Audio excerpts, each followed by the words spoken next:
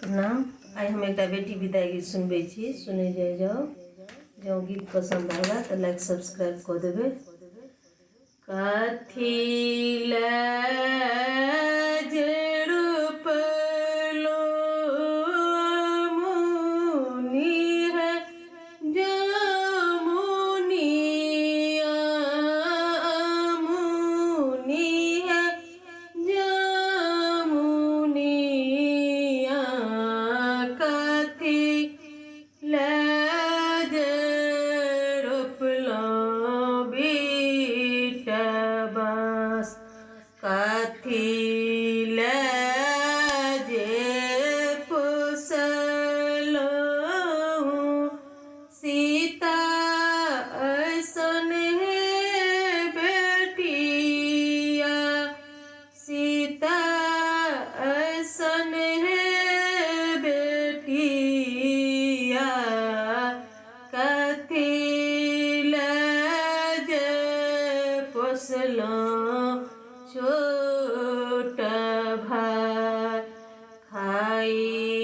लाज रपलो मुनि है जमुनिया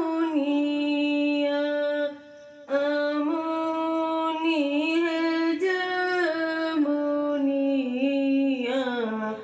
गृह लगेलो बीटबास सुखल जन्म लियाई सीता ऐसन है बेटिया सीता ऐसन है बेटिया डोली लागल जेता छोट भाई खाइयो न भेलाई मुनि है जमुनिया मुनि है जमुनिया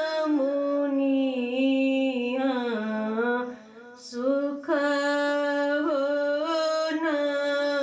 भेलै बीटबास भोगियो न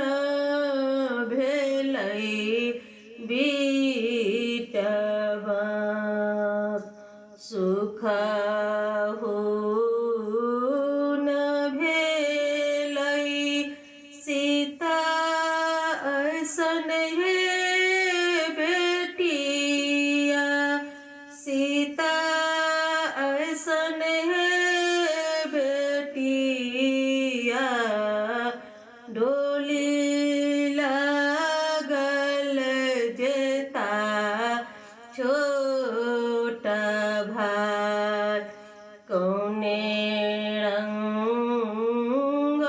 डोलिया कौने रंग हरिया कौने रंग हरिया कौने रंग बती सोकार लाले रंग डोलिया लाले रंग हरिया लाले रंग हरिया लागी गेल बती सोकार एक कोस गेला दुई कोस हे गाएला दुई कोस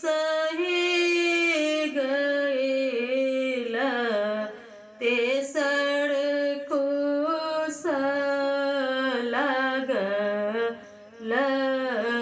पियास ते सड़को सा लागल पियास।